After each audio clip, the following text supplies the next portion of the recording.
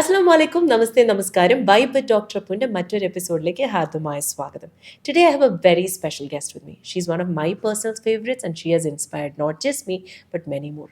Thinking out of the box, creating a legacy, making a difference, much more. An entrepreneur with a difference and definitely a lady who has inspired so many. Managing Director of Binmusa Travels, none other than Achama Thomas. Mary Thomas യുഎയിലെ വിവിധ രംഗങ്ങളിൽ കഴിഞ്ഞ 48 വർഷമായി നിറഞ്ഞു നിൽക്കുന്ന Mary Thomas Alappuzha Pulinkunnu സ്വദേശിയാണ്. കലാരംഗത്തും business മേഖലയിലും സംഘടനാ കാര്യങ്ങളിലും മികവ് പുലർത്തിയ പ്രതിഭ. കഴിഞ്ഞ 35 വർഷമായി അബുദാബി ബിൻമുസ ട്രാവലിൻ്റെ മാനേജിംഗ് ഡയറക്ടർ. നല്ലൊരു ആർട്ടിസ്റ്റായ മേരി തോമസിൻ്റെ മികച്ച പെയിൻറ്റിങ്ങുകൾ പലതും UAE സർക്കാരിൻ്റെ എക്സിബിഷനുകളിൽ ഇടം നേടി. മേരി തോമസ് കുട്ടനാട്ടിലെ പുളിങ്കുന്നിൽ മെറിയ ഹെറിറ്റേജ് ഹോംസ് എന്ന പേരിൽ ആരംഭിച്ച diamond category home stay tourism രംഗത്തെ അവരുടെ പ്രശംസനീയമായ കാൽവെപ്പാണ്. അതുവഴി ആ പ്രദേശത്തെ നിരവധി പേർക്ക് തൊഴിൽ നൽകാനും വിദേശ ടൂറിസ്റ്റുകൾ ഉൾപ്പെടെ നിരവധി സഞ്ചാരികളെ ആകർഷിക്കാനും സാധിച്ചു. 70കളിൽ അബുദാബിയിലെ നാടകരംഗത്ത് പേരെടുത്ത അഭിനേത്രിയാണ് മേരി തോമസ്. 80കളിൽ അബുദാബി മലയാളി സമാജത്തിൻ്റെ വനിതാ വിഭാഗം സെക്രട്ടറിയായി 5 വർഷക്കാലം പ്രവർത്തിച്ച മേരി തോമസ് വനിതകളുടെ സൗന്ദര്യ മത്സരത്തിന് തുടക്കം കുറിച്ചു. കൂടാതെ art and craft exhibitions, cooking competitions, ഇതര സ്പോൺസേഡ് ഈവൻറ്റ്സ് തുടങ്ങി നിരവധി പരിപാടികൾ സംഘടിപ്പിച്ചു. ബിൻമൂസ ട്രാവൽ നേടിയ മികച്ച ട്രാവൽ ഏജൻസിക്കുള്ള ഇന്ത്യ ഗവൺമെൻറ്റിൻ്റെ പുരസ്കാരം മേരി തോമസിനുള്ള അംഗീകാരമാണ്.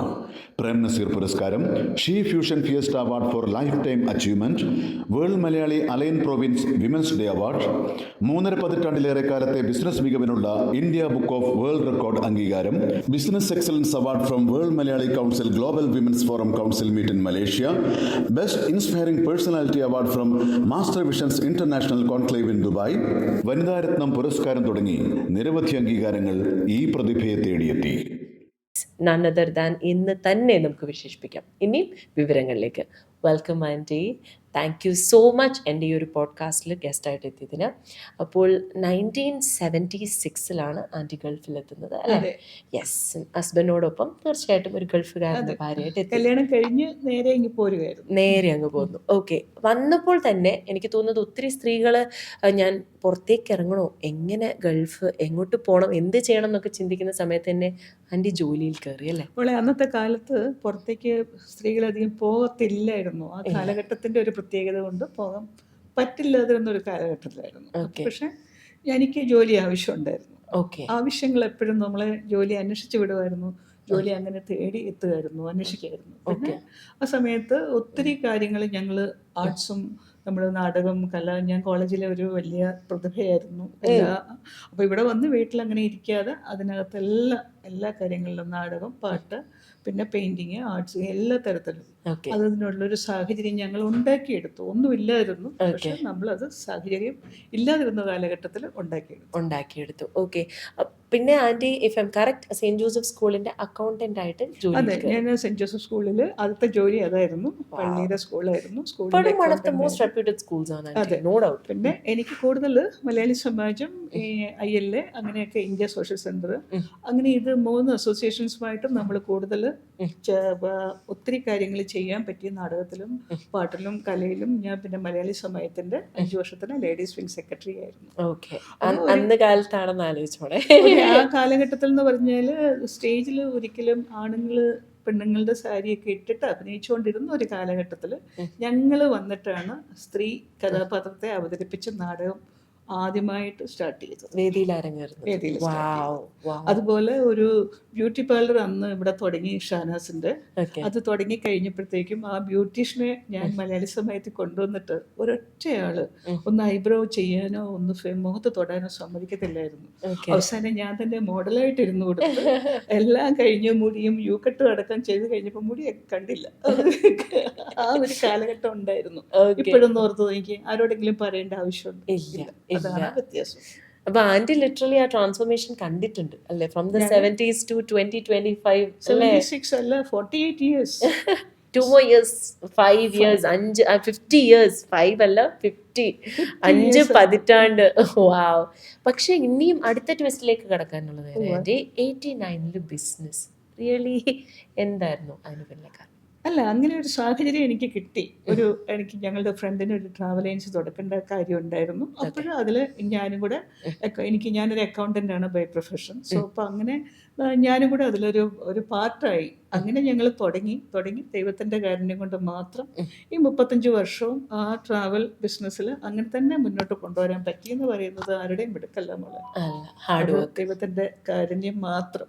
ഹാർഡ് വർക്ക് ചെയ്യുന്ന എത്രയോ പേർക്ക് എത്താൻ പറ്റാതെ വരുന്നു. അത് സത്യം. അപ്പോൾ അത് ഹാർഡ് വർക്കിൻ്റെ കൂടെ ബ്ലെസ്സിങ് കിട്ടിയെന്നുള്ളതാണ്. അത് ദൈവാനുഗ്രഹം ഒന്നുകൊണ്ട് മാത്രം ഞാൻ കാരണം ആദ്യം ഞങ്ങളുടെ ആ ഫീൽഡ് എന്ന് പറയുന്നത് അത്ര എളുപ്പമുള്ള ഫീൽഡല്ല. നമ്മൾ ഒത്തിരി ഒരു സാധാരണ ഒരു ജോലി പോലല്ല. അതിൻ്റെ പേയ്മെൻറ്റും അതിൻ്റെ ഇഷ്യൂസും അതിനനുഭവിക്കുന്ന അതിൻ്റെ ടെൻഷൻസ് എന്ന് പറയുന്നത് ശരിക്കും അനുഭവിച്ചാലും മാത്രമേ അറിയത്തുള്ളൂ. അതുപോലുള്ള ടെൻഷനുണ്ട്. കാരണം നമുക്കിപ്പോൾ ഒരിടത്ത് ജോലി ചെയ്യുന്ന പോലെ അല്ലല്ലോ, ഫുൾ ഉത്തരവാദിത്വം എടുക്കുക എന്ന് പറയുന്നത് വേറൊരു കാര്യമാണ്. അപ്പോൾ അതുകൊണ്ട് ആ ടെൻഷൻ ശരിക്കും ഉണ്ട്. പക്ഷേ ഞാൻ ഈ 35 വർഷവും നമ്മളെ ഓഫീസ് നല്ല നിലയിൽ ഇത്രയും നല്ലതായിട്ട് നടത്താൻ പറ്റിയത് ഞങ്ങൾക്കൊരു ഇന്ത്യ ഗവൺമെൻറ്റിൻ്റെ അവാർഡ് ഉണ്ടായിരുന്നു, ബെസ്റ്റ് ട്രാവൽ ഏജൻസി എന്നുള്ള. നമ്മൾ കൂടുതൽ ആൾക്കാരെ നാട്ടിലേക്ക് അയക്കുന്നതും പിന്നെ എൻ്റെ റേഡിയോ പ്രോഗ്രാം ഉണ്ടായിരുന്നു. എനിക്ക് ഏഷ്യനെറ്റ് റേഡിയോയിലൂടെ ഞാൻ സഞ്ചാരി എന്നൊരു പ്രോഗ്രാം ഉണ്ടായിരുന്നു. അതിലൂടെ ഞാൻ എഡ്യൂക്കേറ്റ് ചെയ്യുന്നുണ്ടായിരുന്നു.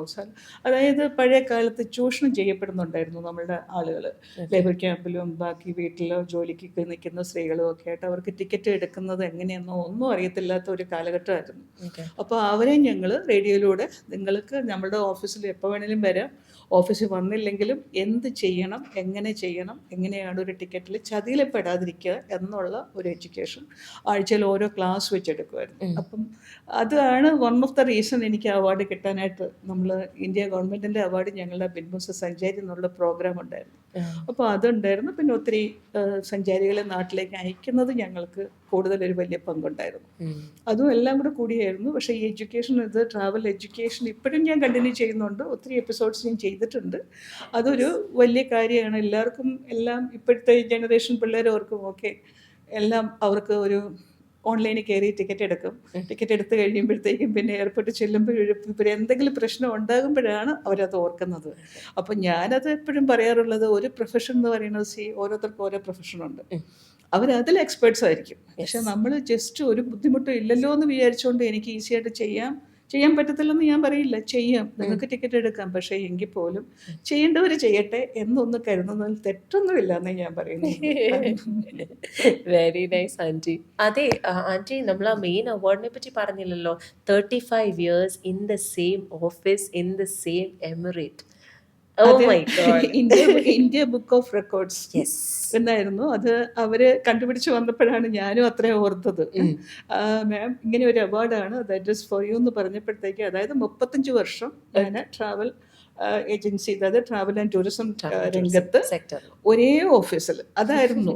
ഞാൻ ഒരു ഓഫീസും മാറിയിട്ടില്ല. ഞങ്ങൾ സ്റ്റാർട്ട് ചെയ്തത് 89 സ്റ്റാർട്ട് ചെയ്തു. ഇപ്പോഴും ആ ഓഫീസ് തന്നെ കണ്ടിന്യൂ ചെയ്യുന്നു. ഇവൻ ആ ചെയർ പോലും മാറിയിട്ടില്ല എന്നുള്ളതാണ്. ഒരേ ചെയർ തന്നെയാണ്. വെറുതെ അല്ല, ഇപ്പോഴും അതിന്റെ ക്വാളിറ്റി ഉണ്ട്. അല്ലെങ്കിൽ 5 years കഴിയുമ്പോൾ ആ ചെയർ എന്ന് പറഞ്ഞു കഴിഞ്ഞാൽ ഒരിക്കൽ മാറി കേട്ടോ. അത്രേ ഉള്ളൂ. ഞാൻ ഇടയ്ക്കിരുന്ന ഡോർക്ക് ഇത് ഞാനിരുന്ന അന്നത്തെ ചെയർ തന്നെയാണല്ലോ, ഒരു വ്യത്യാസവും ഇല്ല. അത് കൂടാണ്ട് ഇപ്പോ ഒട്ടനവധി പുരസ്കാരങ്ങൾ. And the recent one was one of the most prestigious awards അല്ലേ, IBPGയുടെ outstanding women achiever award. Indian business professional ഗ്രൂപ്പിന്റെ ആണ് ആ അവാർഡ്. അത് വിമൻസ് ഡേക്ക് കിട്ടിയ അവാർഡാണ്, ഏറ്റവും ലേറ്റസ്റ്റ് ആയിട്ട് കിട്ടിയത്. ഓക്കെ, അത് പ്രവാസ ലോകത്തിൽ നിന്ന് ഒരു മലയാളി വനിതയ്ക്ക് അത് കിട്ടിയിരിക്കുന്നു എന്ന് പറയുമ്പോൾ ഒരുപാട് വ്യത്യാസം ഉണ്ടായിരുന്നു. അത് കുറച്ച് ടഫായിരുന്നു അല്ലേ എന്റെ ക്രൈറ്റീരിയ? നോമിനേഷൻ കൊടുത്തിട്ട് അവരുടെ കമ്മിറ്റി അത് വളരെ ശരിക്കും സ്ക്രൂട്ടിനൈസ് ചെയ്തിട്ട് അത് ശരിക്കും ടഫായിരുന്നു. ആന്റി പ്രതീക്ഷിച്ചിരുന്നോ? ഞാൻ കഴിഞ്ഞ വർഷമാണ് ആദ്യമായിട്ട് വനിതാ ദിനത്തിലാണ് IBPGയിൽ മെമ്പർ ആയത്. അന്ന് ചെന്ന ദിവസം സ്റ്റേജിൽ അവാർഡ് കൊടുക്കുന്നത് ഞാൻ കണ്ടപ്പം ഞാൻ ആഗ്രഹിച്ചു, ഞാൻ പ്രാർത്ഥിച്ചു, അടുത്ത വർഷം എനിക്ക് ഈ അവാർഡ് കിട്ടണമെന്ന്. ദൈവം അത് കിട്ടി. ആന്റി ബിഗ് ടിക്കറ്റ് എന്തെങ്കിലും എടുക്കുന്നുണ്ടെങ്കിൽ എന്തെങ്കിലും ചേർക്കണം. അല്ല, ആന്റി മനസ്സിൽ വിചാരിക്കുന്നു അത് നടക്കുന്നു, അങ്ങനെയല്ല, ഞാൻ പ്രാർത്ഥിച്ചു എന്ന് പറഞ്ഞു. എനിക്ക് തോന്നുന്നത് ആന്റി കാം ആൻഡ് കമ്പോസ്ഡ് ആയിട്ട് കാര്യങ്ങൾ അപ്രോച്ച് ചെയ്യുന്നത് ആന്റി ലൈഫിൽ. അതിപ്പോൾ ഞങ്ങളിപ്പോൾ ഓഫീസ് നടത്തുന്നതാണെങ്കിലും എനിക്ക് എപ്പോഴും ആ ഒരു രീതിയിൽ charismatic way of doing things എന്ന് പറയും. അതായത് ഇപ്പം നമ്മൾക്ക് ഇങ്ങനെയും ചെയ്യാം അങ്ങനെയും ചെയ്യാം. ദേഷ്യപ്പെട്ട് ബഹളം വെച്ചിട്ട് ഒരു കാര്യങ്ങൾ അങ്ങനെ ചെയ്യാൻ പറ്റും. അതേ സമയത്ത് സമാധാനമായിട്ട് നിസ്സാരമായിട്ട് ചെയ്യാൻ പറ്റും. കാരണം ഒരു ദേഷ്യപ്പെട്ട് വായുന്നൊരു വാക്ക് പുറത്തോട്ട് പോയി കഴിഞ്ഞാൽ നമുക്ക് തിരിച്ചെടുക്കാൻ പറ്റില്ല. അപ്പോൾ അതിൻ്റെ ഒന്നും ആവശ്യമില്ല. നമ്മൾക്ക് സാധാരണഗതിയിൽ ഇപ്പം എൻ്റെ ഞാൻ ഓഫീസ് തുടങ്ങിയപ്പോഴും എൻ്റെ മനസ്സിലുണ്ടായിരുന്ന ഒരാഗ്രഹം എന്ന് പറഞ്ഞു കഴിഞ്ഞാൽ, എല്ലാവരും നമ്മൾ വീട്ടിൽ ചിലവാക്കുന്നതിനേക്കാളും കൂടുതൽ സമയമാണ് ഒരു ജോലിക്ക് ഒരു ഓഫീസിൽ ചിലവാകുന്നത്. അപ്പോൾ ഒരു ഓഫീസിൽ വന്ന് കയറുമ്പോൾ ഇന്ന് എൻ്റെ തലയുടെ മുകളിൽ ഏത് വാള എന്ന് പറഞ്ഞുകൊണ്ട് കയറരുത്. ഹാപ്പി ആയിട്ട് അവിടെ വന്ന് നമ്മൾ സന്തോഷമായിട്ട് നന്നായിട്ട് ഓഫീസിൽ നമ്മൾക്കുള്ള ജോലി അവരെല്ലാം കൊച്ചു പിള്ളേരാണോ വടിയെടുത്തിട്ട് ചെന്ന് അടിക്കാനായിട്ടൊന്നും. എല്ലാവർക്കും അവരവരുടെ ഉത്തരവാദിത്തമുണ്ട്. ആ ജോലി ചെയ്യുക, തീരുക. എന്തെങ്കിലും ബുദ്ധിമുട്ടുണ്ടെങ്കിൽ വിളിച്ചിരുത്തി അത് പറഞ്ഞു കൊടുത്തു കഴിഞ്ഞാൽ ഇങ്ങനെ പറയേണ്ട ഒരു കാര്യം എനിക്ക് ഇന്നുവരെ ഉണ്ടായിട്ടില്ല എന്നുള്ളതേ ഉള്ളൂ. അങ്ങനെ ഒരു വിഷമം വരികയാണെങ്കിൽ ഞാൻ അനങ്ങാതിരുന്ന് പ്രാർത്ഥിക്കും. അപ്പോൾ അത് കഴിഞ്ഞാൽ അതങ്ങ് ശരിയാവും. അത്രേ ഉള്ളൂ. That is what is called charismatic way of doing. Nice. Aunty, ഞാൻ ചോദിക്കുകയാണ്, ആൻറ്റിയുടെ ലൈഫിൽ ആൻറ്റിയുടെ സ്റ്റേജസ് ഓഫ് ലൈഫ് ഉണ്ടല്ലോ. You are a good daughter, you are a good wife, you are a good daughter in law, mother in law, grandmother, entrepreneur, എല്ലാം ആൻറ്റി കറക്റ്റായിട്ട് fulfil ചെയ്തില്ലേ? ഞാൻ നല്ലൊരു സിസ്റ്ററും കൂടെയാണ്. ഞങ്ങൾ 9 മക്കളാണ്. രണ്ടുപേരും കൂടെ ഉണ്ടായിരുന്ന ഒരു ക്രിക്കറ്റ് ടീം. ആൻറ്റി എത്രാമത്തെ ആളാണ്? വലിയ കുടുംബം. ഞാൻ ഏറ്റവും മൂത്തത് ഒരു ട്വിൻസാണ്. അപ്പം ഞാൻ 3 വരാം, 4 വരാം. ഓക്കെ. അപ്പൊ ആൻറ്റി ലൈഫിൽ ഏറ്റവും what kept you self motivated എന്ന് ചോദിച്ചാൽ? അത് എനിക്ക് ഞങ്ങളുടെ വീട്ടിൽ എൻ്റെ ഫാദർ കാനറ ബാങ്കിൻ്റെ മാനേജറായിരുന്നു, സീനിയർ മാനേജറായിരുന്നു. ഈ 9 മക്കളും അതൊക്കെ എല്ലാവരും അങ്ങ് വളർന്നു പോയി. അതെല്ലാവരും ഒരുമിച്ച് വളർന്നു. അമ്മച്ചിയായിരുന്നു വീട്ടിൽ വല്യമ്മച്ചിയുണ്ട്. ഞങ്ങൾക്ക് അങ്ങനെയൊക്കെ ഒരു വലിയ കുടുംബമായിരുന്നു. അപ്പോൾ ആ സമയത്ത് പഠിപ്പിക്കാനോ കൂടിരിക്കാനോ ആരും ഇല്ലല്ലോ. അങ്ങനെ ആർക്കും ശ്രദ്ധിക്കാൻ സമയം കിട്ടത്തില്ലല്ലോ. അപ്പോഴ് എൻ്റെ അച്ചാച്ചൻ പറയായിരുന്നു, നിങ്ങളൊക്കെ പഠിച്ച് ആവശ്യമുണ്ടെങ്കിൽ നല്ലതായിട്ട് പഠിച്ചാൽ നിങ്ങൾക്കൊക്കെ വലിയ നിലയിലെത്താൻ പറ്റും. അല്ലെങ്കിൽ ആരെങ്കിലും കൊണ്ട് കെട്ടിച്ചു വിടും. അത്രയേ ഉള്ളൂ. അത് കേട്ടിട്ട് നല്ലതായിട്ട് അങ്ങ് പഠിച്ചു. നല്ലതായിട്ട് പഠിച്ചപ്പോഴും പക്ഷെ മാത്രമല്ല എനിക്ക് എൻ്റെ ഫാദർ നല്ല ഫ്രീഡവും തരുമായിരുന്നു. ആ സമയത്ത് ഞാൻ എപ്പോഴും ഓർക്കും, 10, 18, 10, 13, 14 വയസ്സ് തൊട്ടിട്ട് എന്നെ ഒറ്റയ്ക്ക് ഞങ്ങൾ അങ്ങനെ 3 വർഷം അച്ചാച്ചൻ ട്രാൻസ്ഫർ ആയിട്ട് പോകുമായിരുന്നു. ഞാനൊരു കുട്ടനാട്ടുകാരത്തിയാണ്. അപ്പോൾ അത് ജനിച്ചതും വളർന്നതും ഒക്കെ കുട്ടനാട്ടാണ്. അപ്പോൾ അവിടുന്ന് ഇങ്ങനെ ഓരോ 3 വർഷം ഓരോ സ്ഥലത്തോട്ട് മാറി ഞങ്ങൾ ട്രാൻസ്ഫർ ആയിട്ട് പോയി കഴിയുമ്പോൾ അന്ന് വെല്ലുമിച്ച് ഒറ്റയ്ക്ക് പുളങ്ങുന്നലുള്ളൂ. അപ്പോൾ അച്ചാച്ചൻ ഇങ്ങനെ പരീക്ഷ കഴിയുന്ന ദിവസം തന്നെ ബസ്സിൽ കയറ്റി വിടും. അമ്മച്ചി വഴക്കുണ്ടാക്കുന്നു. ഈ പിള്ളേരെയൊക്കെ, ഈ പ്രായമുള്ള പിള്ളേരെയൊക്കെ ഇങ്ങനെ അവൾ എവിടെ ജീവിക്കേണ്ടതെന്ന് അറിയാവോ എന്നൊരു വാക്ക് പറയും. അവൾ അന്ന് പറയുമായിരുന്നു ഇങ്ങനെ, അവൾ ഏതൊക്കെ രാജ്യത്ത് പോയി എവിടേക്കോ ജീവിക്കേണ്ടതാണ്. അപ്പോൾ അതുകൊണ്ട് ഞാൻ എപ്പോഴും അത് ഓർക്കാറുണ്ട്. അന്ന് കിട്ടിയ ആ ഒരു ട്രെയിനിങ്, ആ കോൺഫിഡൻസ്, ട്രെയിനിങ് അല്ല അത്, വിശ്വാസം, എന്നിലുണ്ടായിരുന്ന ഒരു വിശ്വാസം. ആ വിശ്വാസമാണ് ഇന്ന് ഞാൻ എത്തിയിട്ടുണ്ടെങ്കിൽ അതിന്റെ ഒരു ഇപ്പോഴും ആന്റി ഒരു പുളിങ്കുന്നുകാരി തന്നെയാ. മരിയ ഹെറിറ്റേജ് ഹോം സ്റ്റേ എന്നൊക്കെ പറഞ്ഞ അവിടെ എത്രയോ VIP ഞങ്ങള് വീട് വെച്ചപ്പോഴത്തേക്കും വീട് വെച്ച് സാധാരണഗതിയിൽ നമ്മൾ ഗൾഫിലുള്ളവർ ആദ്യം വന്നാൽ ആദ്യം ആഗ്രഹിക്കുന്ന നല്ലൊരു വീട്. അതുപോലെ തന്നെ പക്ഷെ ഞാൻ ആദ്യം വെച്ചില്ല. എൻ്റെ മക്കളെ 2 പേരെയും നന്നായിട്ട് പഠിപ്പിച്ചു. ഒരാൾ UK ഷെഫീൽഡിൽ നിന്ന് ആണ് MBA പാസ്സായത്. രണ്ടാമത്തെ ആൾ കാനഡ യൂണിവേഴ്സിറ്റി ഓഫ് ടൊറൻറ്റോയിൽ നിന്നാണ്. CPA എല്ലാം കഴിഞ്ഞു. മോനും 2 പേരും ഞങ്ങൾ പഠിപ്പിക്കാവുന്ന അത്രയും നന്നായിട്ട് പഠിപ്പിച്ച് കഴിഞ്ഞപ്പോഴാണ് പിന്നെ അടുത്ത സ്റ്റേജിലോട്ട് കല്യാണമൊക്കെ വേണം. ആ സ്റ്റേജ് വന്നപ്പോഴാണ് ഞങ്ങൾ വീട് വെക്കുന്ന കാര്യം ഓർത്തത്. അങ്ങനെ നാട്ടിൽ വീട് വെച്ചു. പക്ഷേ വീട് വെച്ച് കല്യാണമൊക്കെ കഴിഞ്ഞ് കഴിഞ്ഞപ്പോൾ അടച്ചിടാതെ എന്ത് വേണം, ഞാൻ ഈ പ്രൊഫഷണലല്ലോ ടൂറിസത്തിൽ. അപ്പോൾ അതിനോട് ബന്ധപ്പെട്ടിട്ട് ഞാൻ ഞങ്ങൾ ചെല്ലുമ്പോൾ, റിട്ടയറായിട്ട് ചെല്ലുമ്പോൾ നമുക്ക് ചെയ്യാൻ പറ്റുന്ന ഒരു പണി വേണമല്ലോ എന്ന് വിചാരിച്ചുകൊണ്ടാണ് അങ്ങനെ ചെയ്തത്. ആ ദീർഘവീക്ഷണം ഉണ്ടായിരുന്നു. അങ്ങനെ ആ ഒരു രീതിയിലാണ് ആ വീട് കൺസ്ട്രക്ട് ചെയ്തിരിക്കുന്നത്. അപ്പോൾ അതുകൊണ്ട് പക്ഷേ ഞാൻ പിന്നീട് അത് ടൂറിസം നമ്മൾ ഹോം സ്റ്റേ ആയിട്ട്, പ്രീമിയം ഹോം സ്റ്റേ ആയിട്ട് രജിസ്റ്റർ ചെയ്തിട്ട് അവിടെ ജോലിക്കാരുണ്ട്. ഞങ്ങൾ ചെല്ലുമ്പം അത് അവിടെ നമുക്ക് സൗകര്യമായിട്ട് തന്നെ എപ്പോൾ വേണമെങ്കിലും താമസിക്കത്തക്ക രീതിയിൽ ഭംഗിയായിട്ട് ആ വീട് കിടപ്പുണ്ട്. പിന്നെ അത് ചുറ്റുപാടും ഒക്കെ ഉള്ളവർക്ക് കുറച്ച് പേർക്ക് ജോലി കൊടുക്കാൻ പറ്റി. അതൊരു വലിയ കാര്യമാണ്. പിന്നെ നമ്മൾക്ക് എന്തെങ്കിലുമൊക്കെ എന്തെങ്കിലുമൊക്കെ ചെയ്യാൻ പറ്റുന്നു. പിന്നെ നമുക്ക് ഗസ്റ്റുകളുണ്ട്. ആരും ഇല്ലെങ്കിൽ കുഴപ്പമില്ല, എനിക്ക് സങ്കടമില്ല, ഞങ്ങളുടെ വീടല്ലേ. കുഴപ്പമില്ല. ആ ഒരു സമാധാനത്തിൽ ഞാൻ സമാധാനിക്കും, അത്രയേ ഉള്ളൂ. Sweet aunty. നമ്മൾ മെയിനായിട്ട് ഇന്ന് ഇപ്പം നമ്മുടെ കൂടെ ഇല്ല, എന്നാൽ കൂടി അച്ചാച്ചന് ശേഷം അടുത്തതായിട്ട് ഒരു ജീവിത പങ്കാളിയായിട്ട് വന്ന നമ്മുടെ uncle Thomas uncle. Yes, Thomas Citi ബാങ്കിലായിരുന്നു എന്നെ കല്യാണം കഴിച്ചപ്പോഴത്തേക്കും. അവിടെ 23 വർഷം ജോലി ചെയ്തു. അത് കഴിഞ്ഞപ്പോൾ ഞങ്ങളുടെ ബിൻമുസ ഓഫീസിൽ ഫൈനാൻസ് കൺട്രോളറായിട്ട് ജോലി ചെയ്തു. അവിടെയും ഞങ്ങളുടെ കൂടെയും ഉണ്ടായിരുന്നു 20 വർഷം. പിന്നീട് പുള്ളിക്കാരുടെ കുറച്ച് രസവുമായിട്ട് ജോലി ചെയ്യാതെ മാറി. പിന്നെ കോവിഡ് സമയത്ത് വി ലോസ്റ്റ്. ഞങ്ങൾക്കത് 45 ഇയേഴ്സ് ഓഫ് മാരീഡ് ലൈഫ്. ഞാൻ ഇന്നലെ അത് അവാർഡ് കിട്ടിയ ദിവസം ഞാൻ പറഞ്ഞായിരുന്നു, ഞങ്ങൾ തമ്മിൽ ഈ 45 ഇയേഴ്സിൽ മാറി നിന്നിട്ടുള്ളത് hardly 100 days. Can you believe? അതാണ് ഈ രാജ്യത്ത് വന്ന് താമസിച്ചിട്ട് അങ്ങനെ എന്നെ ഒറ്റയ്ക്ക് ഒരിടത്തും വിടത്തില്ലെന്ന് വെച്ച് കഴിഞ്ഞാൽ ഞങ്ങൾ ഒരുമിച്ച് പോകും, ഒരുമിച്ച് താമസിക്കും, തിരിച്ചു വരും. അങ്ങനെയായിരുന്നു. അല്ലാതെ ഒറ്റയ്ക്കൊരു പോക്ക് ആദ്യം മോനെ പ്രസവിക്കാൻ മാത്രം പോയതേ ഉള്ളൂ.